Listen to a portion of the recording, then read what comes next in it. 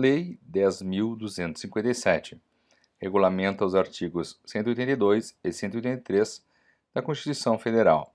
Estabelece diretrizes gerais da política urbana e da outras providências. O Presidente da República faça saber que o Congresso Nacional decreta e eu sanciono a seguinte lei. Capítulo 1. Diretrizes gerais. Artigo 1º. Na execução da política urbana, de que tratam os artigos 182 e 183 da Constituição Federal, será aplicado o previsto nesta lei. Parágrafo único.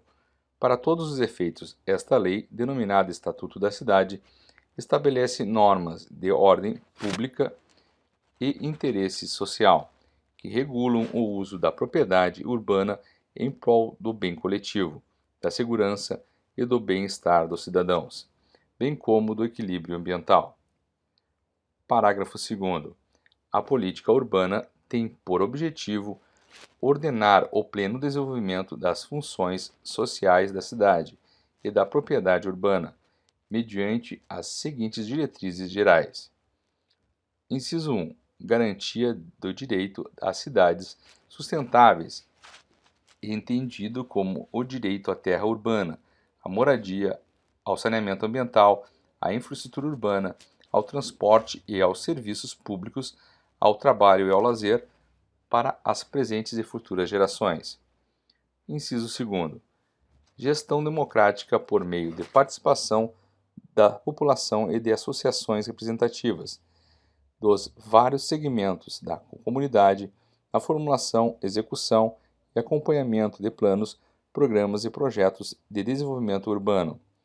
Inciso 3º. Cooperação entre os governos, a iniciativa privada e os demais setores da sociedade no processo de urbanização em atendimento ao interesse social. Inciso 4. Planejamento do desenvolvimento das cidades, da distribuição espacial da população e das atividades econômicas do município e do território sob sua área de influência, de modo a evitar e corrigir as distorções do crescimento urbano e os seus efeitos negativos sobre o meio ambiente. Inciso 5. Oferta de equipamentos urbanos e comunitários, transporte e serviços públicos adequados aos interesses e necessidades da população e às características locais.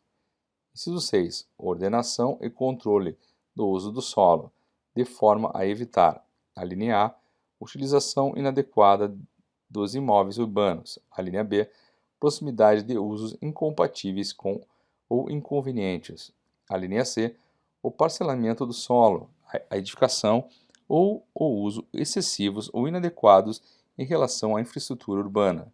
A linha D, a instalação de empreendimentos ou atividades que possam funcionar como polos geradores de tráfego, sem a previsão da infraestrutura correspondente. A linha E, a retenção especulativa de imóvel urbano que resulte na sua subutilização ou não utilização. A linha F, a deterioração das áreas urbanizadas. A linha G, a poluição e a degradação ambiental. A linha H, a exposição da população a riscos de desastres. Inciso 7. Integração e complementaridade entre as atividades urbanas e rurais, tendo em vista o desenvolvimento socioeconômico do município e do território sobre sua área de influência. Inciso 8. Adoção de padrões de produção e consumo de bens e serviços e de expansão urbana compatíveis com os limites de sustentabilidade ambiental, social e econômica do município e do território sob sua área de influência. Inciso 9. Justa distribuição dos benefícios e ônus decorrentes do processo de urbanização. Inciso 10. Adequação dos instrumentos de política econômica, tributária e financeira e dos gastos públicos aos objetivos de desenvolvimento urbano, de modo a privilegiar os investimentos geradores de bem-estar geral e a fruição dos bens pelos diferentes segmentos sociais. Inciso 11. Recuperação dos investimentos do poder público de que tenham resultado a valorização de imóveis urbanos. Inciso 12. Proteção, preservação recuperação do meio ambiente natural e construído do patrimônio cultural, histórico, artístico, paisagístico e arqueológico. Inciso 13. Audiência do poder público municipal e da população interessada nos processos de implantação de empreendimentos ou atividades com efeitos potencialmente negativos sobre o meio ambiente natural ou construído, o conforto ou a segurança da população. Inciso 14. Regularização fundiária e urbanização de áreas ocupadas por população de baixa renda, mediante o estabelecimento de normas especiais de urbanização, uso e ocupação do solo, edificação, consideradas a situação socioeconômica da população e as normas ambientais. Inciso 15. Simplificação da legislação e de parcelamento, uso e ocupação do solo e das normas edilícias, com vistas a permitir a redução dos custos e o aumento da oferta dos lotes e unidades habitacionais. Inciso 16. Isonomia de condições para os agentes públicos e privados, na promoção de empreendimentos e atividades relativos ao processo de urbanização, atendido o interesse social.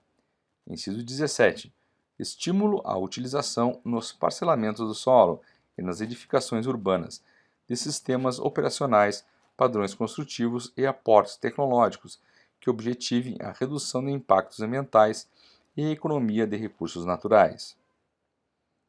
Inciso 18. Tratamento prioritário às obras e edificações de infraestrutura de energia, telecomunicações, abastecimento de água e saneamento. Inciso 19. Garantia de condições dignas de acessibilidade, utilização e conforto nas dependências internas das edificações urbanas, inclusive nas destinadas à moradia e ao serviço dos trabalhadores domésticos, observados requisitos mínimos de dimensionamento, ventilação, iluminação, ergonomia, privacidade e qualidade de materiais empregados. Artigo 3. Compete à União, entre outras atribuições de interesse da política urbana, 1. Legislar sobre normas gerais de direito urbanístico. 2. Legislar sobre normas para a cooperação entre a União, os Estados do Distrito Federal e os municípios em relação à política urbana, tendo em vista o equilíbrio do desenvolvimento e do bem-estar em âmbito nacional. Inciso 3. Promover por iniciativa própria e em conjunto com os Estados, o Distrito Federal e os municípios, programas de construção de moradias e melhoria das condições habitacionais, de saneamento básico, das calçadas, dos passeios públicos, do mobiliário urbano e dos demais espaços de uso público.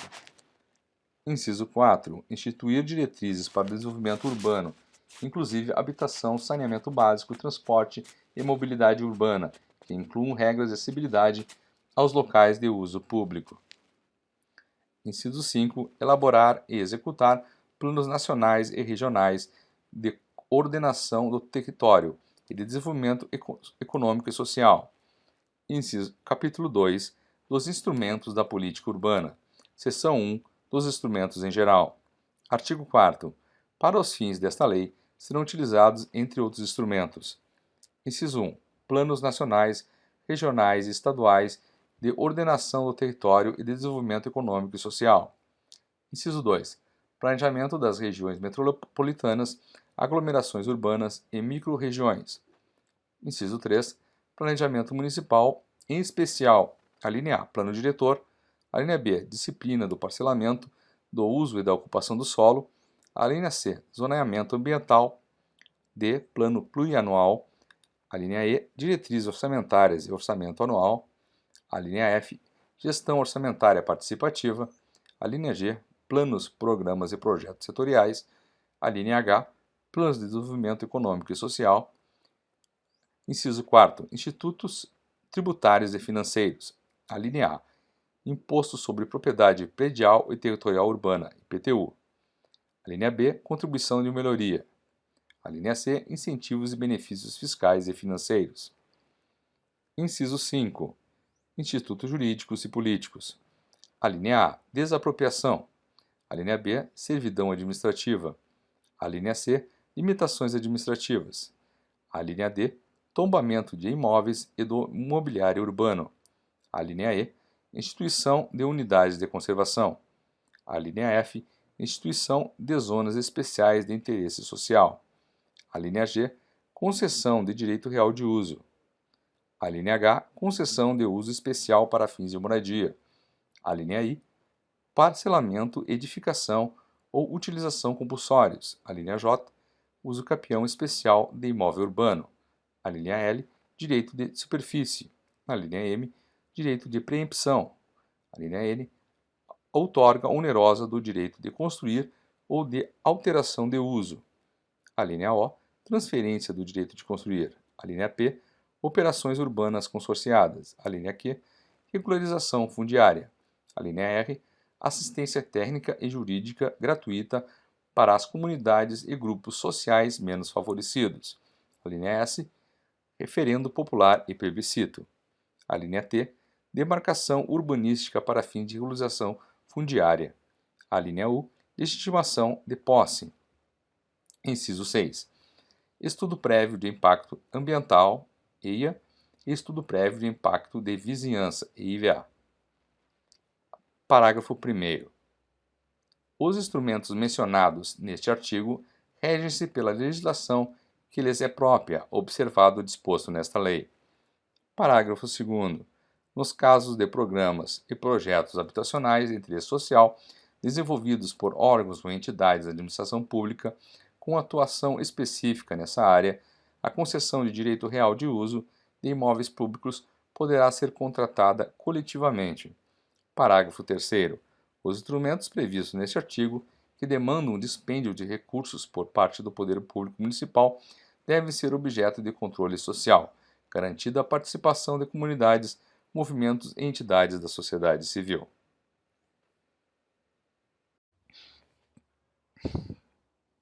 Seção 2. Do parcelamento, edificação ou utilização compulsórios. Artigo 5º.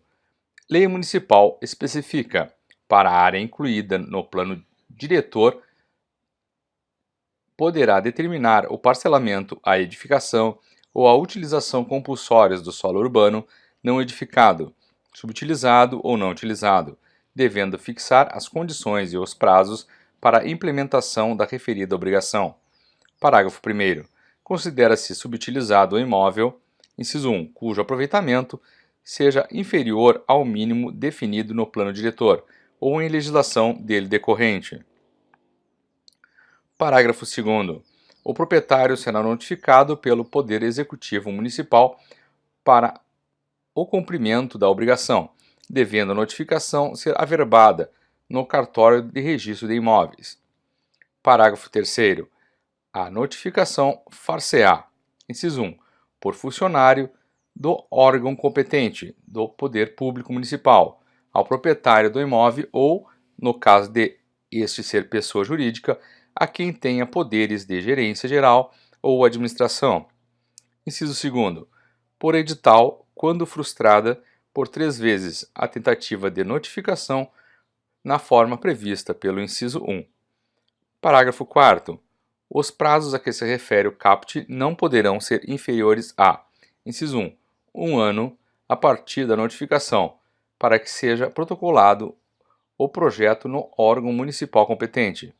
Inciso 2º, 2 anos a partir da aprovação do projeto para iniciar as obras do empreendimento. Parágrafo 5º.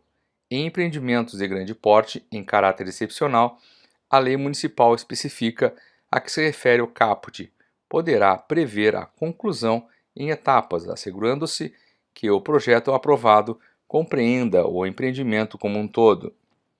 Artigo 6º.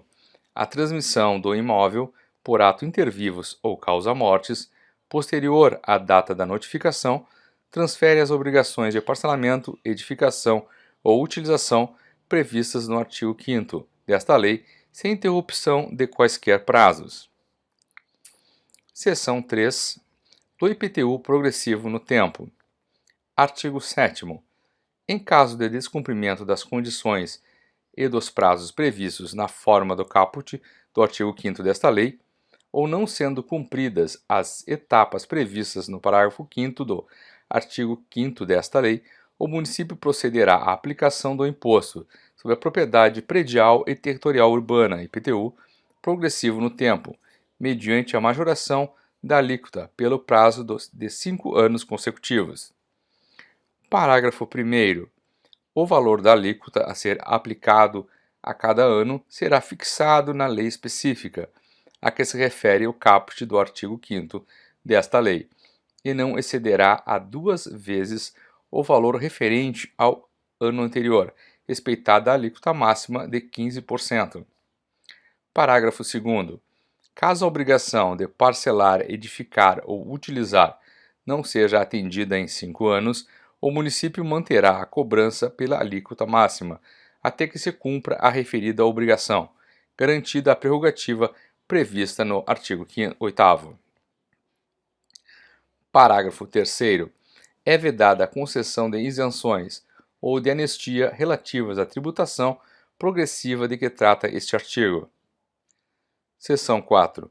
Da desapropriação com pagamento em títulos. Artigo 8º. Decorridos 5 anos da cobrança do IPTU progressivo, sem que o proprietário tenha cumprido a obrigação de parcelamento, edificação ou utilização, o município poderá proceder à desapropriação do imóvel com pagamento em títulos da dívida pública. Parágrafo 1º. Os títulos da dívida pública terão prévia aprovação pelo Senado Federal e serão resgatados no prazo de até 10 anos, em prestações anuais iguais e sucessivas, assegurados o valor real de indenização e os juros legais de 6% ao ano. Parágrafo 2º. O valor real da indenização, inciso 1, refletirá o valor da base do cálculo do IPTU, descontado o montante incorporado em função de obras realizadas pelo poder público, na área onde o mesmo se localiza, após a notificação de que trata o parágrafo 2º do artigo 5º desta lei. Inciso 2. Não computará expectativas de ganhos, lucros cessantes e juros compensatórios. Parágrafo 3º. Os títulos de que trata este artigo não terão poder liberatório para pagamento de tributos. Parágrafo 4º. O município procederá ao adequado aproveitamento do imóvel no prazo máximo de 5 anos, contado a partir da sua incorporação ao patrimônio público. Parágrafo 5º.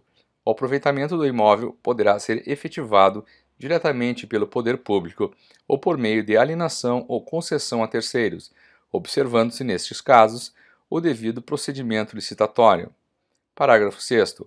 Ficam mantidas para o adquirente de imóvel, nos termos do parágrafo 5º, as mesmas obrigações de parcelamento, edificação ou utilização previstas no artigo 5º desta lei.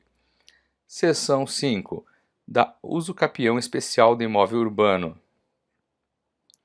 Artigo 9º. Aquele que possuir como sua área ou edificação urbana de até 250 metros quadrados por 5 anos ininterruptamente, sem oposição, utilizando-a para sua moradia ou de sua família, adquirir-á o domínio, desde que não seja proprietário de outro imóvel urbano ou rural. Parágrafo 1º. O título de domínio será conferido ao homem ou uma mulher ou a ambos, independente do estado civil. Parágrafo 2º. O direito de que trata este artigo não será reconhecido ao mesmo possuidor mais de uma vez. Parágrafo 3º. Para os efeitos deste artigo, o herdeiro legítimo continua de pleno direito à posse de seu antecessor, desde que não resida no imóvel por ocasião da abertura da sucessão. Artigo 10. Os núcleos urbanos informais existentes sem oposição há mais de 5 anos e cuja área total dividida pelo número de possuidores seja inferior a 250 metros quadrados por possuidor são suscetíveis de serem usucapidos coletivamente, desde que os possuidores não sejam proprietários de outro imóvel urbano ou rural. Parágrafo 1º. O possuidor pode, para o fim de contar o prazo exigido por esse artigo, acrescentar sua posse à de seu antecessor, contando que ambas sejam contínuas. Parágrafo 2º.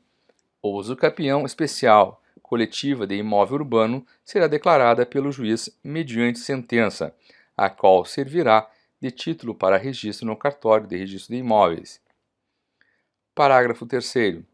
Na sentença, o juiz atribuirá igual fração ideal de terreno a cada possuidor, independentemente da dimensão do terreno que cada um ocupe, salvo hipótese de acordo escrito entre os condôminos, estabelecendo frações ideais diferenciadas. Parágrafo 4º. O condomínio especial constituído é indivisível, não sendo passível da extinção, salvo deliberação favorável, tomada por no mínimo 2/3 dos condôminos, no caso de execução de urbanização posterior à constituição do condomínio. Parágrafo 5º. As deliberações relativas à administração do condomínio especial serão tomadas por maioria de votos dos condôminos presentes, obrigando também os demais, discordantes ou ausentes. Artigo 11. Na pendência da ação de uso capião especial urbana ficarão sobrestadas quaisquer outras ações, petitórias ou possessórias que venham a ser propostas relativamente ao imóvel usucapiendo. Artigo 12. São partes legítimas para a propositura da ação de usucapião especial urbana, inciso 1, o possuidor, isoladamente ou em litisconsórcio, originário ou superveniente. 2. Os possuidores em estado de composse. 3. Como substituto processual, a associação de moradores da comunidade regularmente constituída com personalidade jurídica, desde que explicitamente autorizada pelos representados. Parágrafo 1º. Na ação de usucapião especial urbana é obrigatória a intervenção do Ministério Público. Parágrafo 2º. O autor terá os benefícios da justiça e da assistência judiciária gratuita, inclusive perante o cartório de registro de imóveis. Artigo 13. O usucapião especial de imóvel urbano poderá ser invocada como matéria de defesa, valendo a sentença que a reconhecer como título para registro no cartório de registro de imóveis. Artigo 14. Na ação judicial de usucapião especial de imóvel urbano, o rito processual ao ser observado é o sumário. Seção 6. A concessão de uso especial para fins de moradia. Artigo 15 a 20, vetado. Seção 7. Do direito de superfície. Artigo 21. O proprietário urbano poderá conceder ao outrem o direito de superfície de seu terreno, por tempo determinado ou indeterminado, mediante escritura pública registrada no cartório de registro de imóveis. Parágrafo 1º. O direito de superfície abrange o direito de utilizar o solo, subsolo ou espaço aéreo relativo ao terreno, na forma estabelecida no contrato respectivo, atendida a legislação urbanística. Parágrafo 2º. A concessão do direito de superfície poderá ser gratuita ou onerosa. Parágrafo 3º. O superficiário responderá integralmente pelos encargos e tributos que incidirem sobre a propriedade superficiária, arcando ainda proporcionalmente a sua parcela de ocupação efetiva, com os encargos e tributos sobre a área objeto da concessão do direito de superfície, salvo disposição em contrário do contrato respectivo. Parágrafo 4º. O direito de superfície pode ser transferido a terceiros, obedecidos os termos do contrato respectivo. Parágrafo 5º. Por morte do superficiário, os seus direitos transmitem-se a seus herdeiros. Artigo 22. Em caso de alienação do terreno ou do direito de superfície, o superficiário e o proprietário, respectivamente, terão direito de preferência, em igualdade de condições, à oferta de terceiros. Artigo 23. Extingue-se o direito de superfície. Inciso 1. Pelo advento do termo. Inciso 2. Pelo descumprimento das obrigações contratuais assumidas pelo superficiário. Artigo 24. Extinto o direito de superfície, o proprietário recuperará o pleno domínio do terreno, bem como das accessões e benfeitorias introduzidas no imóvel, independentemente da indenização, se as partes não houverem estipulado o contrário no respectivo contrato. Parágrafo 1º. Antes do termo final do contrato, extinguir-se-á o direito de superfície, se o superficiário der ao terreno destinação diversa daquela para a qual foi concedida. Parágrafo 2º. A extinção do direito de superfície será verbada no cartório de registro de imóveis.